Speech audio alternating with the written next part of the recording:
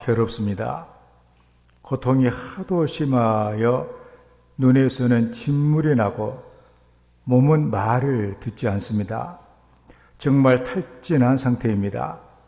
마음이 너무나도 쓰라려 이 목숨 금방이라도 넘어갈 듯 싶습니다.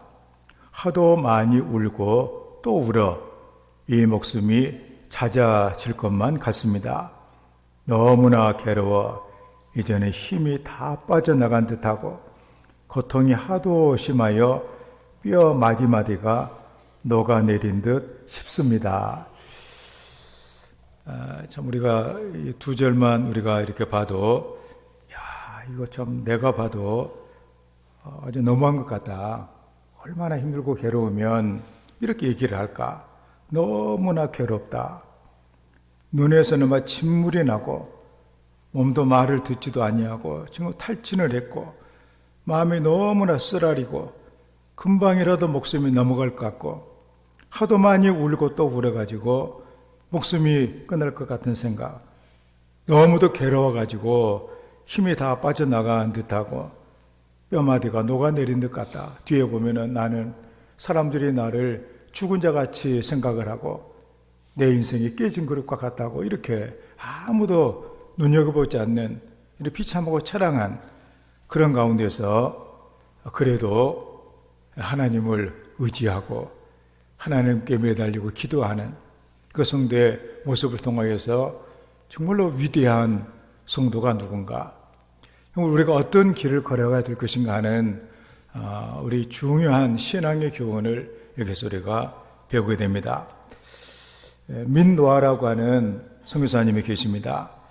이분을 충청북도 선교의 아버지라고 그렇게 얘기를 합니다.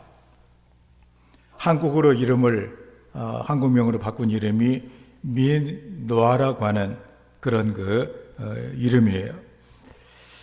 그가 1892년 아주 오랜 때죠. 부인과 함께 한국에 들어왔습니다. 그리고 1902년부터 청주에서만 37년 동안 사역을 해오면서 경기 남쪽 지방 그리고 충청북도의 중부권의 복음화를 위해서 온 생애를 바쳐 헌신한 그런 하나님의 사람입니다.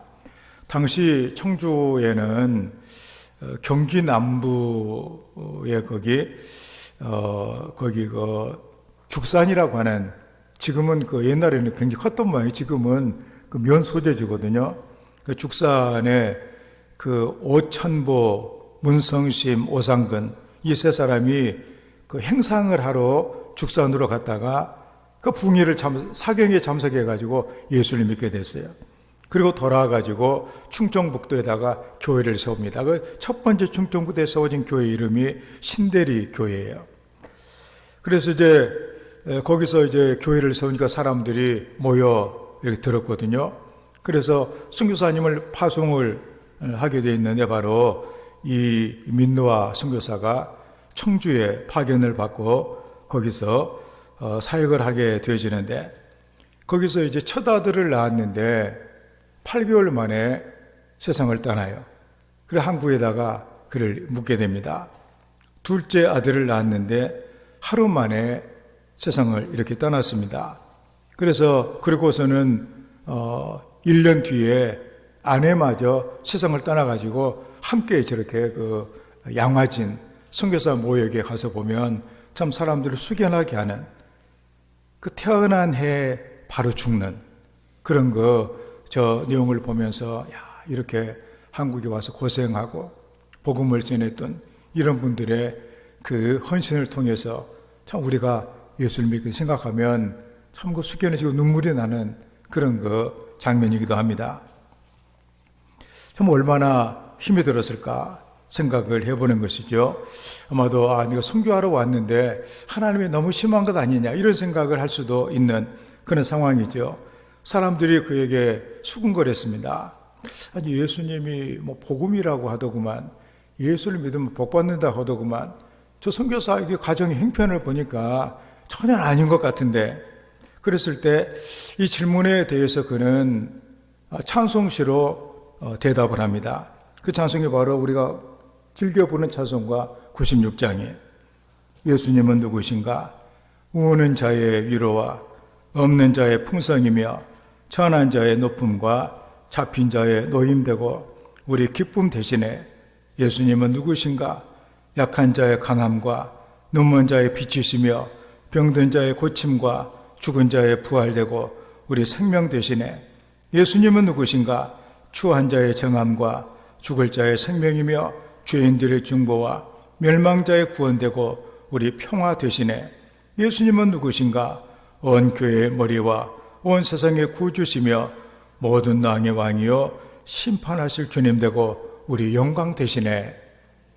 이 찬송을 우리가 부르면서 아마도 이 찬송을 이렇게 부른, 이 찬송을 지은 이 성도는 얼마나 예수님을 믿고 좋은 일이 많고 능력을 받고 있으면 이런 찬송을 불렀을까 생각을 하는데, 그런데 실상은 그런 그 아주 정말 어렵고 우리가 봤을 때도 너무나도 안 된, 우리가 다른 나라에 가서 사는 것도 힘든데 옛날 우리나라 정말 불쌍한 나라 아니에요. 아주 못 살고.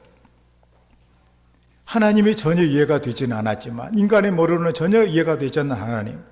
그렇지만 계속해서 하나님을 신뢰하고 그리고 눈물을 삼키면서 하나님을 찬송하는 그의 그 찬송이 바로 이렇게 우리에게 남겨져 있는 거예요. 이해할 수 없는 고통과 불행 가운데 있었으나 이것들이 결코 헛되지 않을 것이다. 왜냐하면 하나님이 살아계시기 때문에 이것을 믿고 또 이것들을 통해서 하나님이 하실 일을 깨닫기를 원했던 것이죠. 그래서 이 두 아들 그리고 아내의 무덤이 양화진에 있지만 청주를 떠나지 아니하고 1937년 청주에서 세상을 떠나게 됩니다.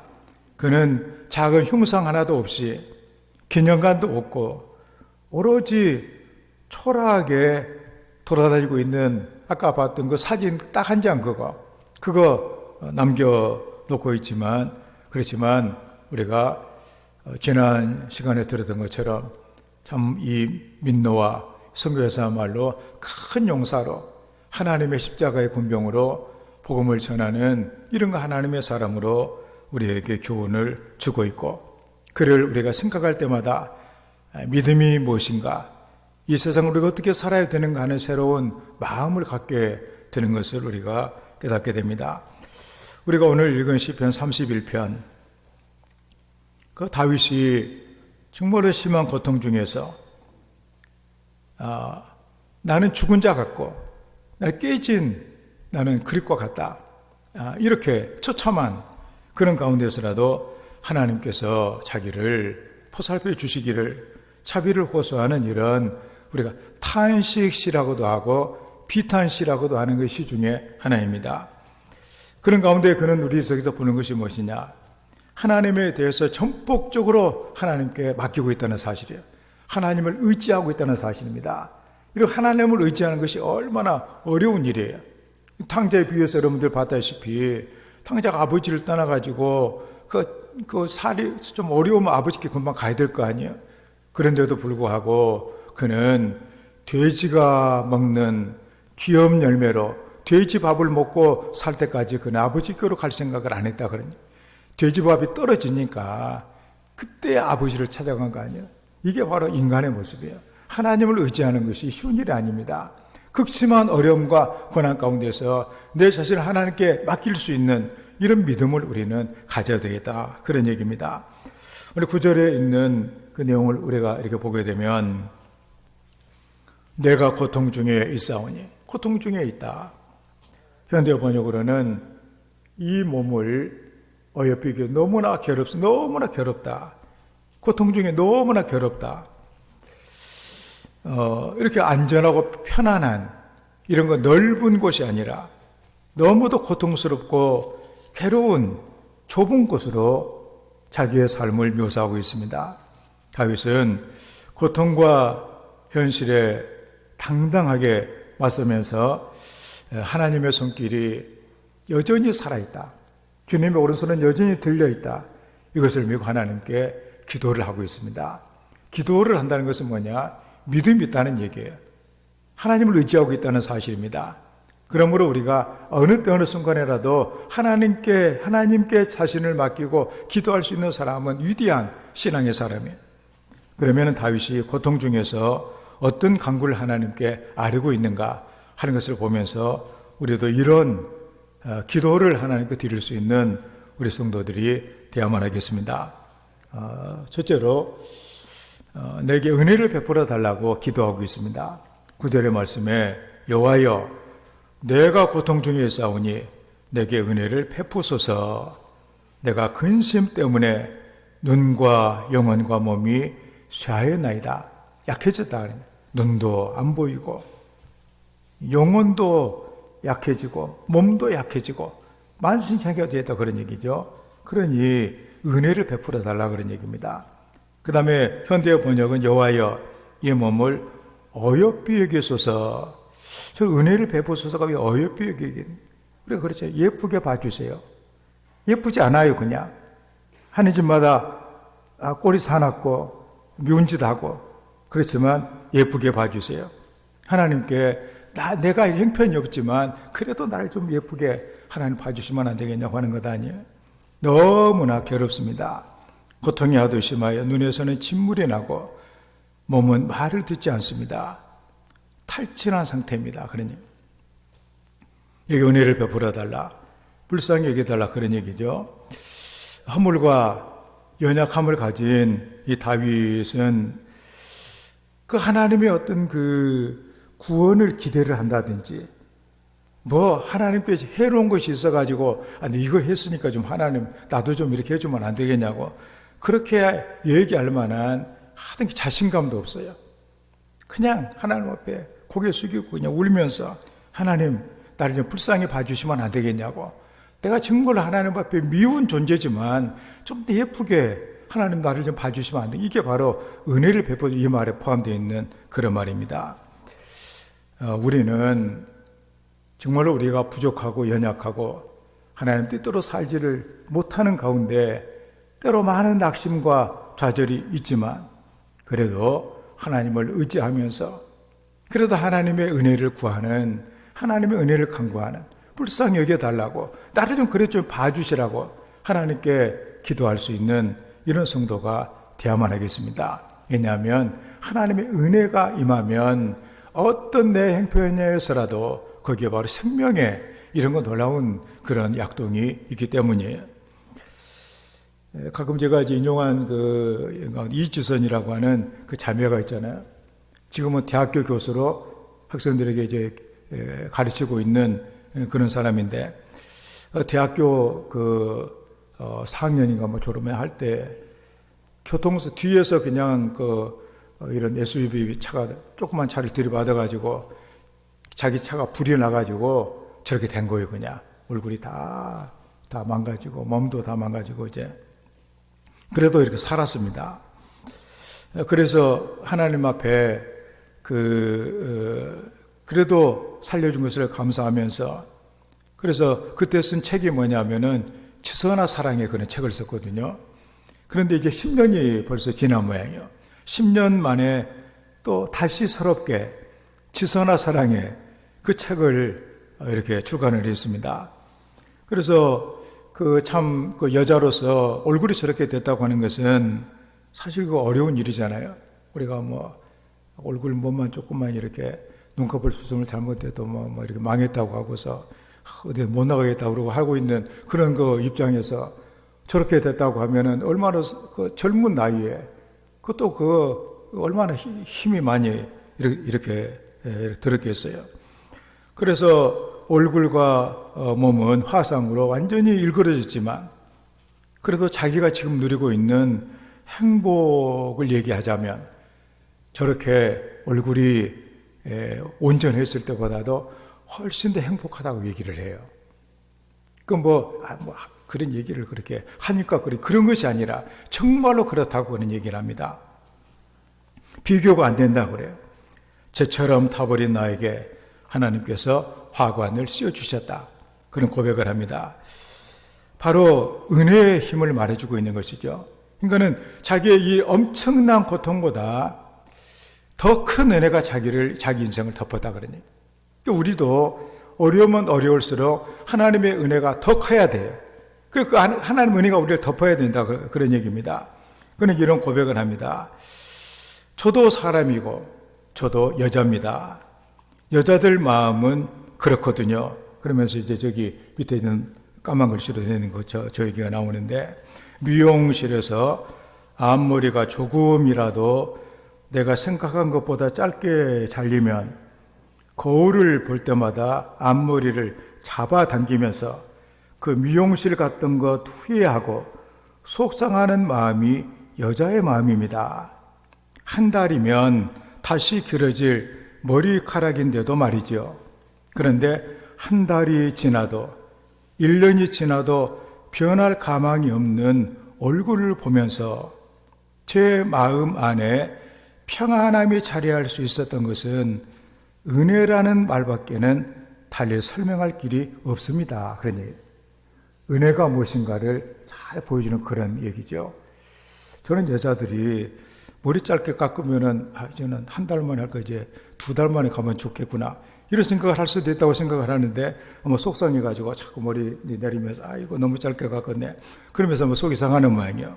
그런데 변할 것 같지 않는 그 얼굴, 수술을 여러 번 해도 되지 않는 그런 상황, 그런데도 마음이 평안하다, 모든 것을 받아들이며 저런 얼굴을 가지고 젊은 학생들 앞에 선다고 하는 것이 얼마나 참 어떻게 보면 간단한 일은 아니잖아요. 그렇지만 어떻게 보면 그 은혜를 고백하며 간증하는 그런 자리에 설 수 있는 것, 하나님께서 은혜를 주셔서 가능하다, 그런 얘기입니다. 우리에게 필요한 것이 무엇인가? 우리는 때로 제발 좀 어려움 좀 당하지 않도록 해주세요. 내가 어려움을 당하고 있으면 제발 좀 괴로우니까 빨리 좀 이걸 좀 끝나게 해주세요, 이렇게 하기가 쉬운데, 그런데 필요한 것이 뭐냐 하면 우리가 얘기하는 그것이 아니라 은혜가 필요하다, 그러니 그런 가운데서라도 평안을 누리며 감사할 수 있는 이런 은혜가 필요하다, 그런 얘기. 중요한 것이 바로 은혜다, 그런 얘기입니다. 우리가 사막은 험한 곳이에요. 사람이 살 수 없는 험한 곳인데, 그런데 그 사막에도 물만 있으면 아름다운 곳이 된다, 그런 얘기입니다. 사막이 아름다운, 물이 있다, 그런 얘기 아니에요. 샘이 있다. 하나님의 은혜만 있으면 세상은 아름답게 바뀔 수가 있습니다. 처참한 내 상황이고 모든 사람이 저 사람은 죽은 지 오래된 전자 같고 깨진 그릇과 같다고 얘기를 해도 하나님의 은혜가 그것에 임하면 깨진 그릇으로도 행복하게 된다, 그런 얘기예요. 그래서 은혜가 중요하다, 그런 얘기입니다. 그래서 고통의 문제는 힘들고 아프고 때로는 죽고 싶을 그런 그 마음을 우리에게 주기도 합니다. 그런데 은혜는 모든 고통을 아름답게 바꾸는 그런 그 위력이 있다는 사실입니다. 우리는 더 이상 왜 나에게 이런 어려움이 있습니까? 그렇게 말하지 말고, 내가 그 고통 때문에, 이 고통 때문에 나는 하나님을 새롭게 만나고 인생을 새롭게 내가 보게 됐다, 이렇게 고백할 수 있는 우리가 되어야만 할 것입니다. 나의 삶을 에워싸는 하나님의 은혜만 있다면 우리는 두려울 것이 없게 되어지기 때문입니다. 하나님께서는 모든 것을 다 이렇게 지난주 우리가 깨진 유리 조각, 그게 바로 아름다운 빛나는 방을 만든 것처럼 하나님의 은혜가 고통 중에 임하는 성도가 되어야만 하겠습니다. 다윗은 그 일생에 사람들에게 죽은 자같이 여김을 당하고 깨진 그릇처럼 취급을 받는 그런 가운데서도 그 고통 가운데 그 고통이 바로 하나님의 은혜라는 사실을 깨달았어요. 이게 얼마나 참 대단한 거예요. 내가 당하는 이 모든 어려움이 하나님의 은혜구나는 걸 깨닫다는 얘기예요. 빨리 좀 이것 좀 없어졌으면 좋겠다, 다시는 안 당했으면, 이게 아니라 그게 바로 은혜구나, 그러니. 히스기야 역시 이사야 38장 17절 말씀을 통해서 내게 큰 고통을 다하신 것은 내게 평안을 주려 하심이라, 이렇게 히스기야는 고백을 했거든요. 그러니까 큰 고통을 하나님이 주셨다, 그 바로 평안으로 그 연결이 됐다, 그런 얘기예요. 우리가 이 고통을 통해서 평안을 주신다. 이해가 안 가는 그런 얘기거든요. 고통과 평안은 같은 그런 장소에 있는 것이 아니라고 우리는 생각을 합니다. 그런데 하나님의 눈으로 보게 되면 고통이라고 하는 것은 우리의 신앙을 깨끗하게 아름답게 만드는 그런 놀라운 은혜다 그런 얘기예요. 많은 사람들이 고통을 통해서 죄악을 집어던지고 나쁜 습관을 다 집어던지고 하나님의 사람을 빚어지는 이 놀라운 은혜들이 있는 것을 우리는 본다 그런 얘기입니다. 그래서 세상이 주는 고통은 고통 그 자체로 허무하게 끝나고 말지만 하나님이 주시는 고통은 말할 수 없는 평안으로 우리를 인도하신다 그런 얘기예요. 바로 이 고통을 통해서 하나님께로 나아갑니다. 우리 성도들은 모든 어려움을, 여러분의 모든 문제를 다 기도 제목으로 바꾸고 하나님께로 나아가는, 그래서 은혜를 받는 우리 성도가 다 되기를 주의 이름으로 축원합니다. 두 번째로 다윗의 기도는 내게 구원을 베푸소서 이렇게 하나님 기도합니다. 어려움, 고통 중에서 15절 말씀 보니까 나의 앞날이 주의 손에 있사오니 내 원수들과 나를 핍박하는 자들의 손에서 나를 건져주소서. 현대어 번역은 하여 이 몸을 주님의 손에 맡기오니 잡아먹으려 달려드는 원수들 손아귀에서 건져주소서. 나를 건져주소서. 원어의 뜻은 하나님의 능력으로 구원하다 그런 의미입니다. 다윗은 고통받는 것도 그것이 마귀가 자기를 해치려고 하는 것이 아니라 하나님의 섭리 안에 있는 것으로 그는 믿었던 것이죠. 하나님이 놀라운 계획 가운데 지금 나에게 이런 고통을 주고 계신다 그런 얘기. 하나님을 신뢰한 것이죠. 구원하실 것이라고 하는 믿음이 있었기 때문에 그는 이해될 수 없는 상황. 그렇잖아요. 우리가 이해가 되는 것이 이해가 안 되는 것도 있어요. 어려움 가운데. 만약에 우리 성도님들이 이렇게 교회도 이제 옥수수 이가 빠지듯이 막 교회를 막 빼먹고 그 다음에 세상으로 빠져가지고 이렇게 있다가 어느 날 가다가 이렇게 돌불이 걸려가지고 다리가 이렇게 부러졌다면 그걸 붙잡고 내가 하나님 말도 잘 안 듣고 세상으로 향했더니 하나님이 드디어 나를 이렇게 사랑하셔서 다리를 분질러 넣으셨구나. 이게 이해가 관계가 있는 것이니까. 그런데 아무리 생각을 해도 내가 그럴 만한 이유가 없는데 내가 좀 새롭게 하나님을 좀 따르려고 작정을 하고 있는데 왜 내가 다리가 부러졌는가? 그런 것들이 이해가 안 간다 그런 얘기죠. 이게 이해가 되지 않는 그런 것들. 그렇지만 하나님께서는 이 일을 통해서 뭔가 나를 붙들고 계시고 그리고 하나님을 바라보게 하시는 그 하나님의 그 뜻이 있다는 사실, 그리고 자신의 삶은 하나님의 손에 결정된다고 하는 이 고백을 다윗은 하나님께 드리고 있는 것이죠.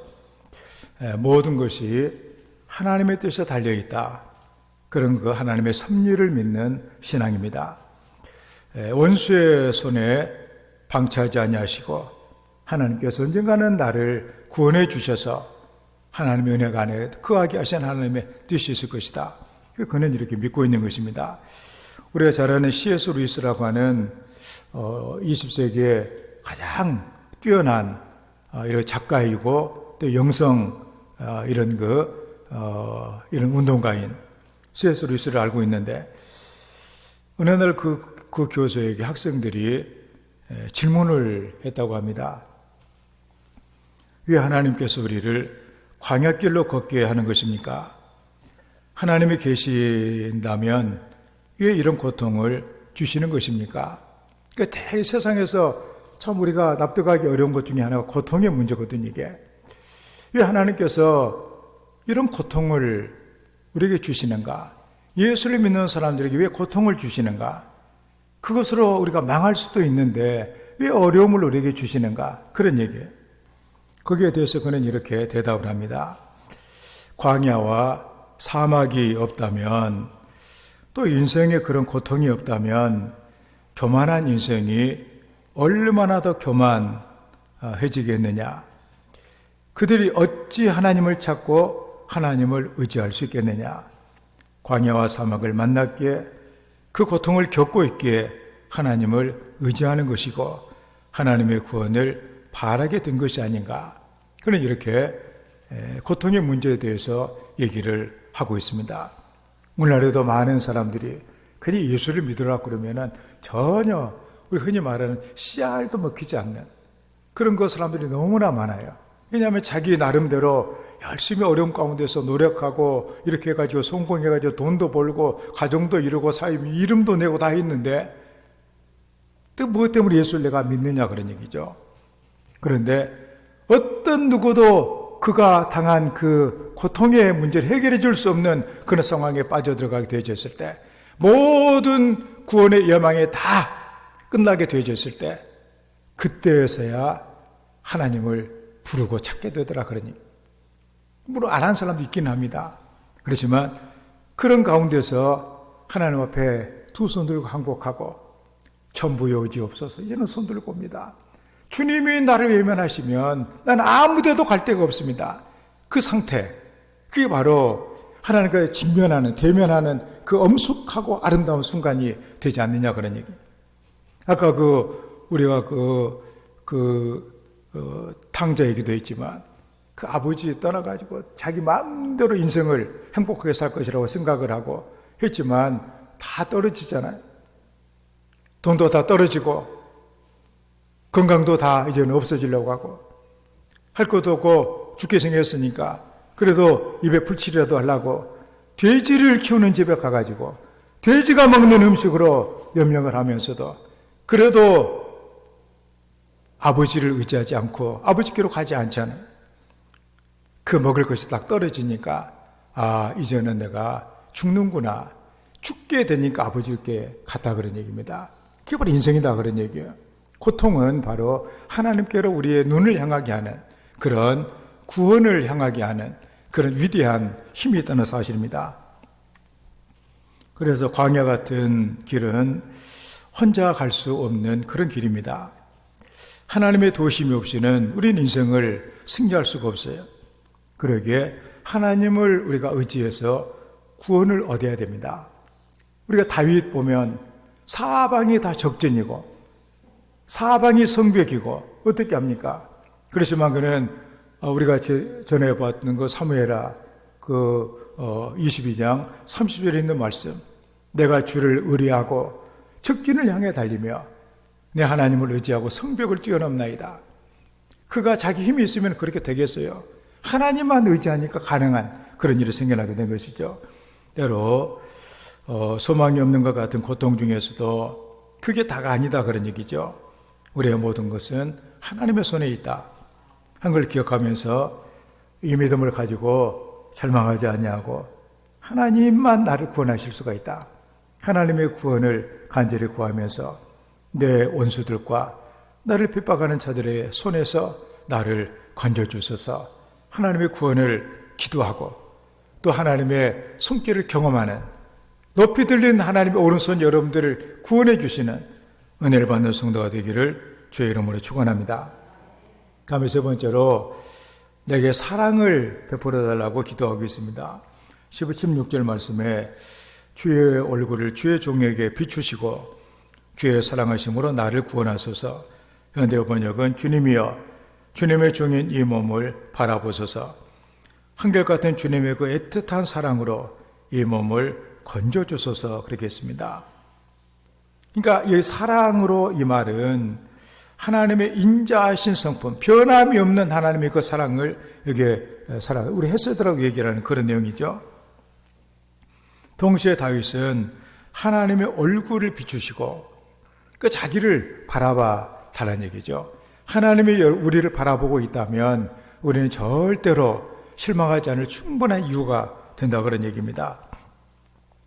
우리는 그런 의미에서 참으로 우리의 헝클어진 뭔가 갈피를 잡을 수 없는 그런 상황 가운데서라도 하나님은 여전히 나를 사랑하시고 내게 좋은 미래를 예비해 놓으셨다고 하는 정말 흔들림이 없는 이런 신앙을 가지고 주님을 붙들고 살아갈 수 있는 이런 성도가 되야만 하겠습니다.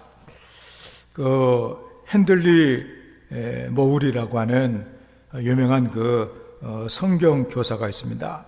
탁월한 성경 교사의 작가인 그런 사람인데, 한 번은 그가 영국에 옛날에 산업혁명이 일어나고 이제 기계 돌리려고 하니까 우리가 탄광해가지고 이제 석탄을 캤죠. 우리가 보면은 도계, 태백 이런데 석탄 많이 캐고 했잖아요. 보면은 저 굴 속에서 저 많은 석탄이 크게 쌓아놓은, 산같이 쌓아놓은 이런 석탄을 보면서 속에 들어가서 일하는 사람이 얼마나 고생을 해, 이런 생각을 갖게 되어지는데, 바로 영국도 아마 그렇게 하다 보니까 늘 일어나는 것이 바로 탄광사고예요. 때로는 그냥 몇 명 죽기도 하고, 어떨 때는 몇백 명이 죽기도 하는 이런 참사가 벌어진다는 얘기예요.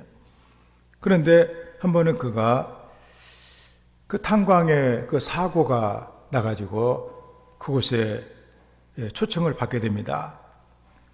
왜냐하면 탄광이 무너져가지고 죽은 희생자들의 가족과 친구들과 사람들, 그 사람들에게 하나님 말씀을 전해야 될 그런 형편이 된 거예요. 정말 어려운 일이죠. 우리가 오래 이렇게 세상을 살다가 99세에 이렇게 돌아가셨다. 죽을 때도 편안하게 돌아가셨다.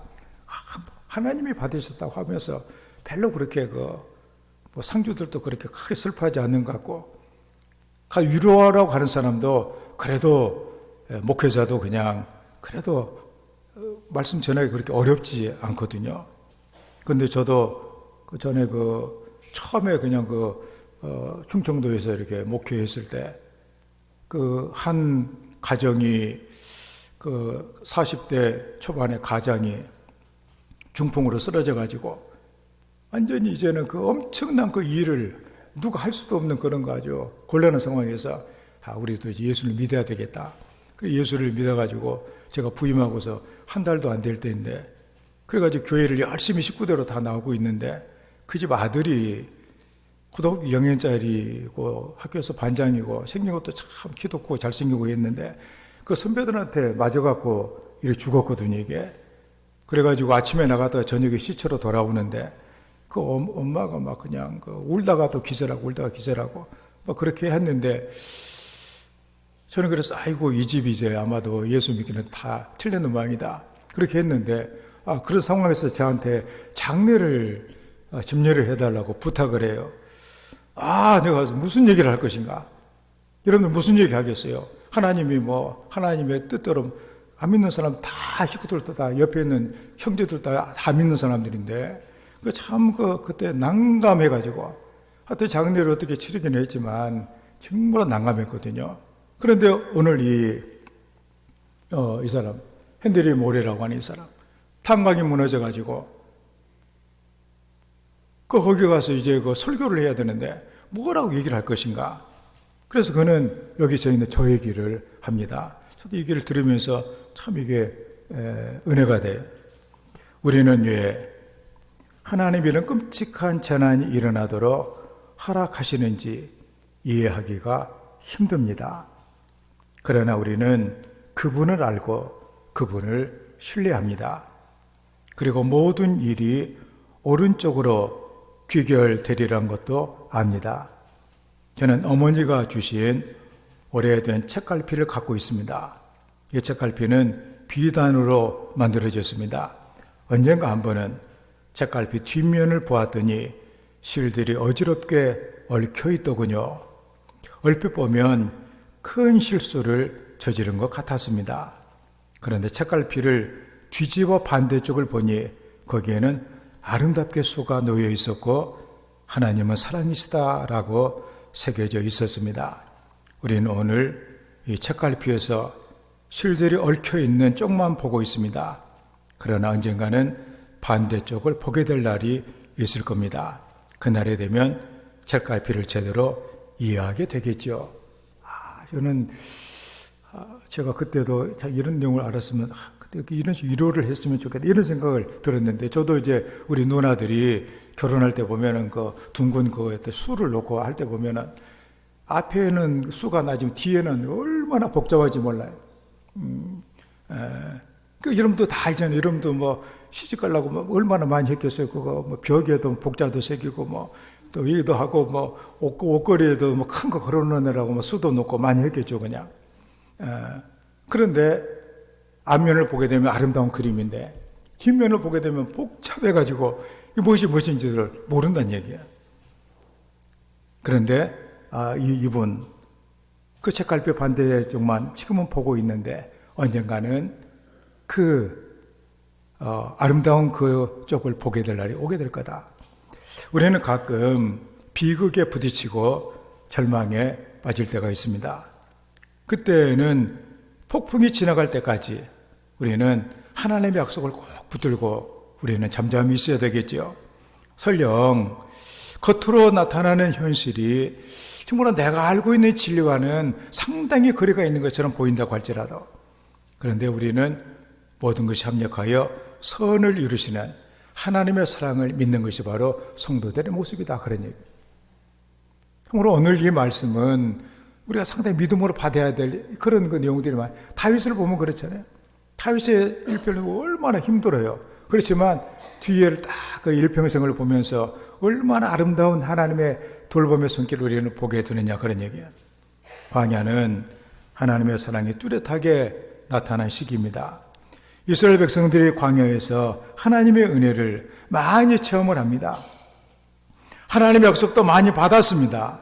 그럼에도 불구하고 어려움이 올 때마다 그는 하나님을 믿지 못하고 원망하고 불평을 했어요. 그래서 하나님은 그렇지만 그들을 망하게 하지는 않으셨다, 그런 얘기입니다. 도리어 불뱀을 보내가지고 다 불뱀에 물려가지고 고통도 극심한 고통, 그 고통이 이렇게 하시고, 그런 가운데에서 그들은 하나님을 찾았죠. 왜냐하면 약을 발라도 안 되고 힘을 써서 울어도 안 되고 모든 것이 다 시도가 끝나버리는, 인간의 힘으로 더 이상 할 수 없는 그런 상황에 저들이 빠지게 되어졌을 때 하나님께 부르짖었다, 그런 얘기예요. 그때 하나님께서는 모세를 통해서 구리뱀을 장대에 매달고서 누구든지 불뱀에 걸려 죽게 생긴 사람들은, 고통을 당하고 있는 사람들은 저 장대에 매달린 구리뱀을 봐라. 예수님께서 말씀하시잖아요. 모세가 광야에서 뱀을 든 것 같이 인자도 그렇게 들려야 된다. 그래서 그것을 바라보는 사람들은 다 그 고통에서 노임을 받게 됐습니다. 그게 뭐냐? 바로 하나님의 사랑이다, 그러니. 하나님의 세상을 이처럼 사랑하사 독생자를 주셨다. 그분이 십자가 위에서 우리의 모든 고통과 우리의 죄를 대신 다 담당해 주셨다. 하나님은 모든 저주를 예수님께 다 쏟아 부으셨다. 그걸 믿는 것, 그게 바로 하나님의 사랑이다, 그런 얘기입니다. 하나님은 참으로 여전히 용서하셨고 배신에도 불구하고 가나안 땅을 차지하도록 인도해 주셨습니다. 우리도 여러 가지로 부족하고 때로는 연약하고 또 하나님을 때로는 제대로 믿지도 못하고 섬기지도 못하는 그런 가운데 있지만 우리를 하나님께서는 사랑하여 주시기 때문에 언젠가 우리는 천국에 있는 내 모습을 깨닫고 하나님께 감사하게 될 것입니다. 그게 바로 하나님이세요. 그때 가면 하늘나라에서 우리는 모든 세상의 것들이 밝히 드러나게 되는 것이죠. 아, 하나님이 나를 사랑하셨구나. 그 모든 고통을 통해서 하나님 이렇게 나를 사랑해 주셨구나 하는 것을 그때 우리는 확실하게 깨닫게 될 것입니다. 그 아프리카 선교사인 리빙스턴은 그 아프리카 오지를 다니면서 복음을 이렇게 전했거든요.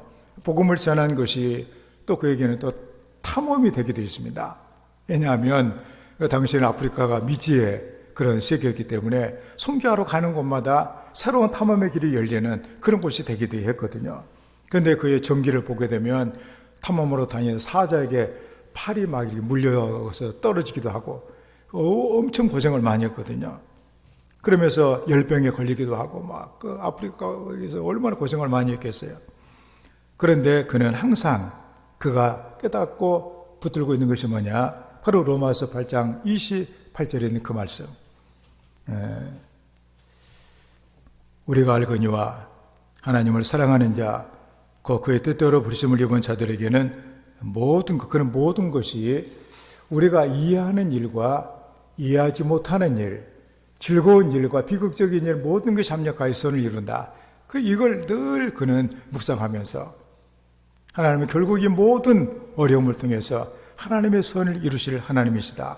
그 믿음을 변하지 않았다는 사실입니다.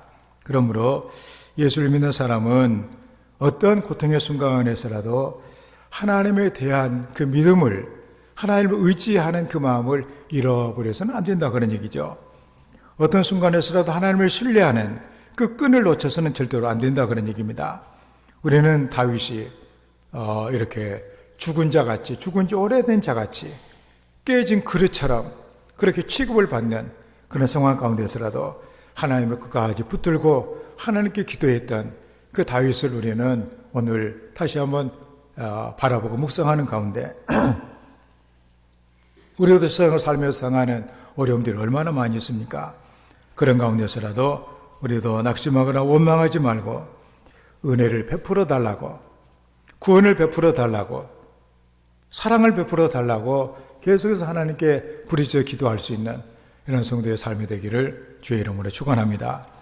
말씀을 생각하면서 하나님 우리에게 믿음을 주셔서 그 선하신 하나님이 해주실 모든 일들을 바라보면서 은혜를 베풀어 주시는 하나님, 구원을 베풀어 주시는 하나님, 사랑을 베풀어 주시는 하나님, 이 모든 것들이 우리의 삶에 채워지도록 하나님의 나에게 믿음 주시고 하나님을 신뢰할 수 있도록 도와주시라고 함께 기도합니다. 아버지 하나님이여, 우리를 사랑하여 주셔서 하나님의 귀한 자녀가 되게 하시고 하나님 안의 삶을 살아갈 수 있는 은혜를 주신 것을 감사합니다. 하나님 아버지여, 때로 우리의 삶의 고통 중에 일거려지고 하나님이여 힘들고 어려운 감당할 수 없는 그런 가운데서라도 우리 여전히 하나님을 신뢰하고 하나님을 의지할 수 있는 성도가 되게 도와주시기를 원합니다. 기도에 일을 쉬지 않도록 도와주셔서 은혜를 베풀어 달라고, 구원을 베풀어 달라고, 사랑을 베풀어 달라고 기도하면서 하나님께 나아가며 붙들 수 있는 하나님의 사람들이 되게 하여 주시옵소서. 아버지 하나님, 우리는 다윗의 신앙을 이렇게 보면서 하나님, 참으로 나에게 좋으신 그 하나님을 끝까지 우리가 붙들며 하나님을 의지하며 기도할 수 있는 이런 성도가 되기를 원합니다. 하나님은 나에게 은혜를 베풀어 주시고 나를 구원하시고 나를 사랑하여 주시기 때문에 우리는